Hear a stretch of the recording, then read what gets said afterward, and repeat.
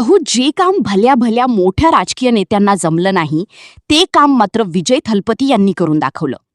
आत्ताचा पक्ष पहिल्यांदा निवडणूक आणि जनतेने विश्वास, भरभरून यश, भरभरून मतदान आणि डायरेक्ट 108 आमदार निवडून आले आणि तामिळनाडूचे मुख्यमंत्री म्हणून शपथ. इतकं जबरदस्त यश मिळवलं. नुसतंच यश नाही तर मुख्यमंत्रीची शपथ घेताच मोठ्या मंत्र्यांना, मोठ्या राजकीय नेत्यांना दणका दिला.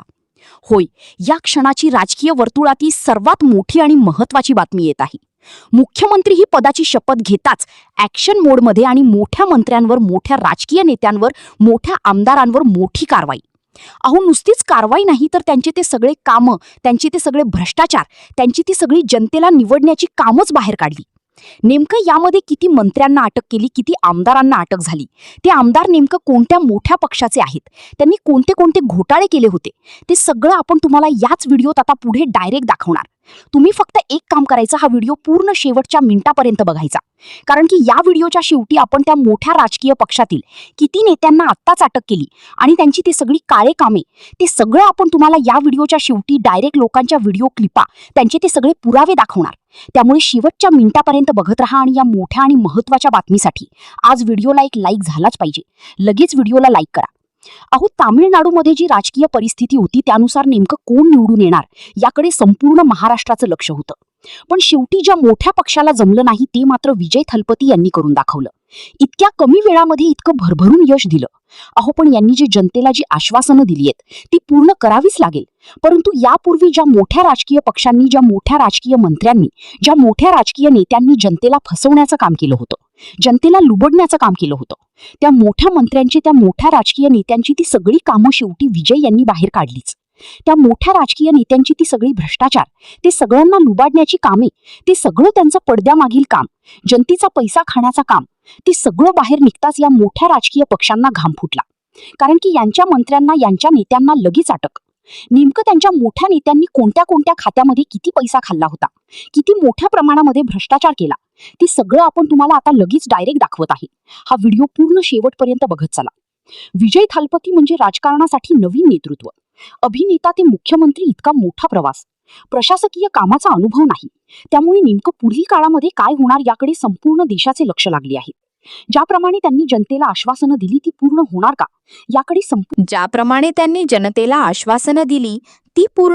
का याकडे सुद्धा संपूर्ण महाराष्ट्राचं लक्ष लागलेलं आहे. नेमकं हे नवीन लोक आता कशा प्रकारे काम करणार, कशा प्रकारे सर्व जबाबदारी सांभाळणार. कारण की या राजकीय पक्षातील 108 आमदार, त्या सर्वांना कमी अनुभव, प्रशासनाचा, यंत्रणा सांभाळण्याचा आणि सर्वच कामाचा इतका अनुभव नाही. त्याच्यामुळे आता संपूर्ण प्रशासन यंत्रणा सांभाळण्याचं मोठं आव्हान या नवीन सरकारकडे असेल. नुसतंच आव्हान नाही तर पक्षाची फूट रोखणे, संपूर्ण आमदार सांभाळणे हे सुद्धा मोठे आव्हान या विजय थलपती यांच्या पक्षावर असणार. काँग्रेस आणि इतर छोट्या पक्षांनी पाठिंबा दिला आणि त्यानुसारच आता 118 आमदारांचा संपूर्ण गट आणि सरकार स्थापन. विजय थलपती तामिळनाडूचे नवीन मुख्यमंत्री.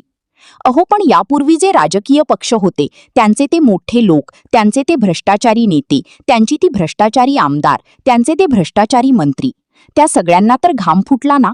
नुसताच घाम फुटला नाही तर त्यांचे आता सगळे भ्रष्टाचार बाहेर पडणार आणि मग काय, डायरेक्ट मोठी कारवाई होणार. नुसतीच कारवाई नाही तर एक मोठा आमदारांचा गटच फुटण्याची शक्यता. त्यामुळे आता नेमकं पुढे काय होणार याकडे संपूर्ण महाराष्ट्राचे लक्ष लागलेले आहेत. कारण की आता राजकारणामध्ये एक नवीन पद्धत आलेली आहे, जी म्हणजे सरकार स्थापनेसाठी पैशाचा वापर करणे. राजकारणामध्ये आता निष्ठा राहिलेली नाही. नुसतं मंत्रीपद आणि मोठा पद यासाठी मोठे आमदार पक्ष बदलतात.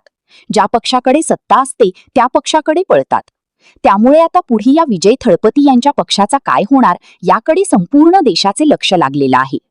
परंतु एका मोठ्या पक्षाची ती नेते आणि त्यांचे त्या भ्रष्टाचाराची फाईल, ती सगळी फाईल आत्ताच विजय थलपती यांनी बाहेर काढली आणि यांना डायरेक्ट अटक, मोठी कारवाई.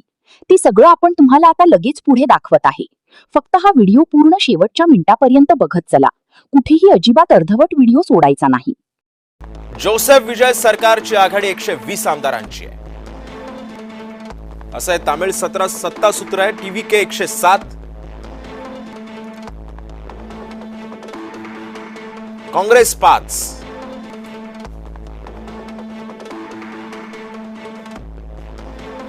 VCK 4,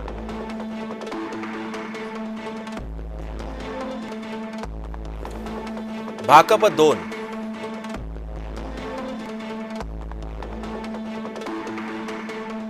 माकप 2,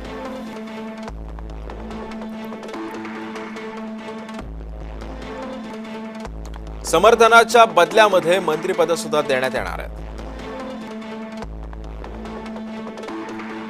काँग्रेसला 3 मंत्रिपद असतील.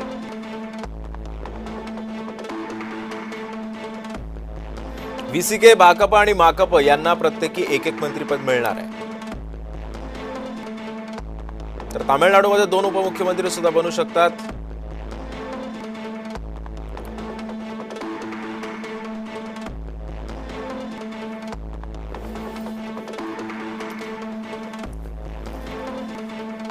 दरम्यान थलवादी विजय यांच्यासमोर कोणकोणती आव्हानं असतील हे सुद्धा आपण पाहूया. काँग्रेस आणि डाव्या पक्षांची मर्जी सांभाळावी लागणार आहे.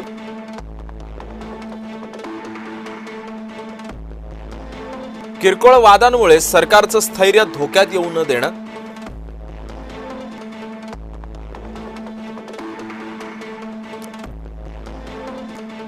तर थलपती विजय समोर या तगडे विरोधक सुद्धा असणार आहेत. द्रमुक, अण्णाद्रमुक, जुने तगडे पक्ष यांच्याकडे नेते अनुभवी आणि आक्रमक असतील. विजय यांची नवी धोरणं, विधेयक विरोधक कडाडून विरोध करू शकतात. विजय प्रचंड लोकप्रिय असले तरी सुद्धा त्यांना प्रशासकीय अनुभव अजिबात नाहीये.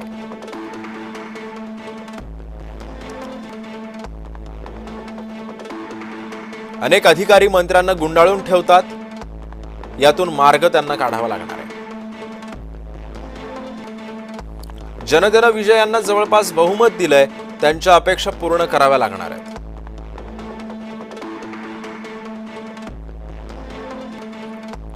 विजयांना पक्ष बांधणी सुद्धा मजबूत करावी लागणार आहे. विजय यांचा पक्ष केवळ 2 वर्षांचा आहे. संघटनात्मक रचना जवळपास नाहीये. कार्यकर्ते नेत्यांना जपणं, तसंच शिस्त लावणं, पक्षाची घडी नीट बसवणं,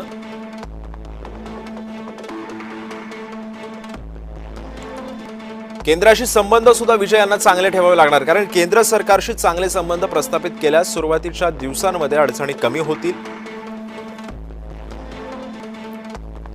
विनाकारण केंद्राशी वाद ओढावून घेणं त्यांना टाळावं लागणार आहे.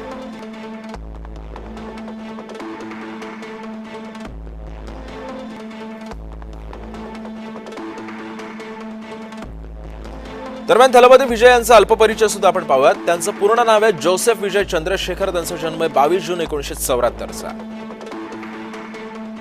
दिग्दर्शक S. चंद्रशेखर आणि गायिका शोभा चंद्रशेखर यांचे ते सुपुत्र आहेत.